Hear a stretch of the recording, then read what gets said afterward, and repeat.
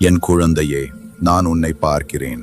நீ எல்லாவற்றையும் தாங்கிக் கொண்டு சோர்ந்து போனதை நான் அறிவேன். யாருக்கும் தெரியாத உன் போராட்டங்களையும் அமைதியாக சிந்திக்கும் உன் இரவுகளையும் நான் காண்கிறேன். ஆனால் என் குழந்தையே, கேள். கர்த்தர் உனக்காக போராடுவார். நீ அமைதியாக இரு. நீ எல்லாவற்றையும் சரி செய்ய வேண்டியதில்லை. நீயே வழி காண வேண்டியதும் இல்லை. ஏனெனில் இது உன் போர் அல்ல, இது என் போர். நான் ஒருபோதும் ஒரு போரையும் இழந்ததில்லை.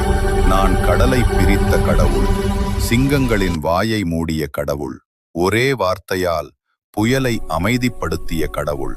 அதே கடவுள் இன்று கூட உனக்காக இருக்கிறேன். அந்த பயத்தை கைவிடு. அந்த சுமையை எனக்கு கொடு. அமைதியாக இரு. நான் செயலில் இருக்கட்டும். நான் ஏற்கனவே உனக்காக வேலை செய்கிறேன். என் நேரம் வரும்போது நீ உன் அதிசயத்தை பார்க்கப் போகிறாய். நீ தனியாக இல்லை. உனக்கு உதவி இல்லாதவரும் இல்லை. இந்த போர் எனது. வெற்றி நிச்சயம். கடவுள் எனக்காக போராடுகிறார்.